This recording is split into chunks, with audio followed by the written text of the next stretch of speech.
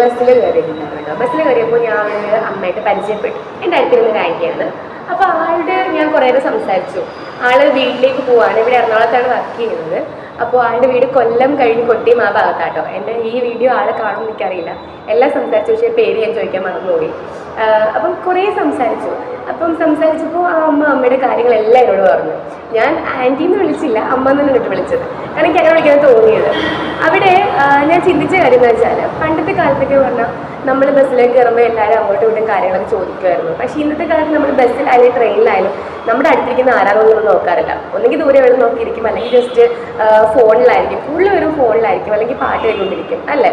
പണ്ടത്തെ കാലം ഇന്നത്തെ കാലം ഒരുപാട് മാറിയിട്ടുണ്ട്. നമ്മുടെ അടുത്തിരിക്കുന്നവരോട് സംസാരിച്ചാൽ അല്ലെങ്കിൽ അവരോട് ചോദിച്ചാൽ നമുക്ക് അങ്ങോട്ടൊരു പരിചയമാവുന്നത് മാത്രമല്ല, അത് ശരിക്കും ഒരു നല്ല കാര്യമാണ്. നമ്മൾ ഡെയിലി ഓരോരുത്തരെയാണ് കാണുന്നത്. ശരിക്കും പറഞ്ഞാൽ നല്ല കാര്യം തന്നെയാണ്. ഈ തിരക്ക് പിടിച്ച ജീവിതത്തിനിടയിൽ കുറച്ചുപേരുടെങ്കിലും നമ്മൾ നൈസായിട്ട് സംസാരിച്ചാൽ അത് അവർക്കും ഒരു സന്തോഷമാവും, നമുക്കും ഒരു സന്തോഷമാവും. എപ്പോഴും ഈ ഫോൺ നോക്കിക്കുന്നില്ല, വലിയ കാര്യമൊന്നുമില്ല. ഇടയ്ക്കൊക്കെ നമ്മൾ ചുറ്റും നിൽക്കുന്നവരെയും അപ്പുറത്തും ഇപ്പുറത്തുള്ളവരൊക്കെ നോക്കുന്നതല്ലായിരിക്കും.